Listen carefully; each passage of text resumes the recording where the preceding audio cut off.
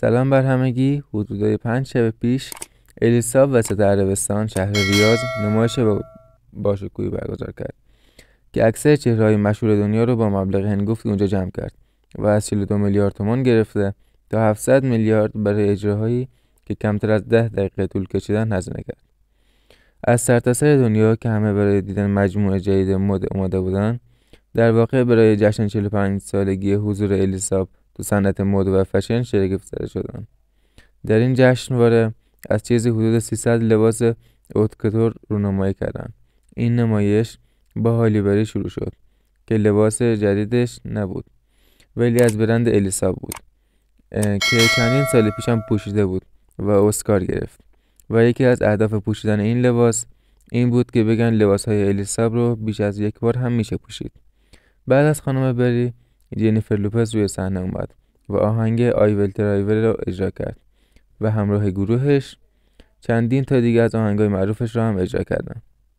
کامیلا کابیلو هم که بعد از جنیفر وارد صحنه شد و آهنگ هاوانا رو اجرا کرد و به جای کلمه هاوانا کلمه سعودیا رو تکرار کرد که با این حرکت سالن انگار منفجر شد از شور تماشاچی.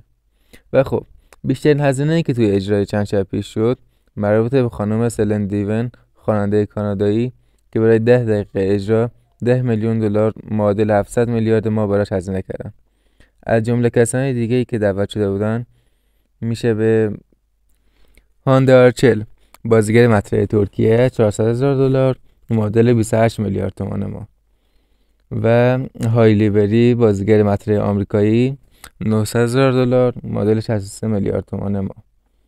و بعد از اون میرسیم به سلن دیون، خواننده کانادایی، برای 15 دقیقه اجرا 10 میلیون دلار معادل 700 میلیارد تومان ما.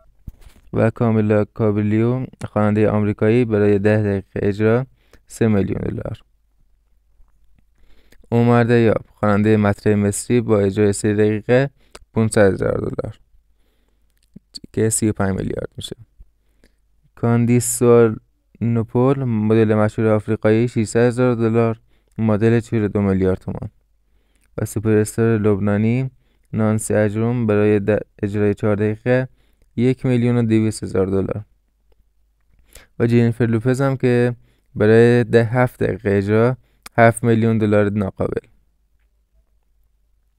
البته این برنامه الیساب تازه بخشی از برنامه فرهنگی ورزشی یه بزرگی به اسم فصل ریاض هست و مثل این که میخوان هنوز تا سال 2030 ادامهش بدن و این تازه بخش کوچیک از اونه. تا ویدیو بعدی هم بدرود.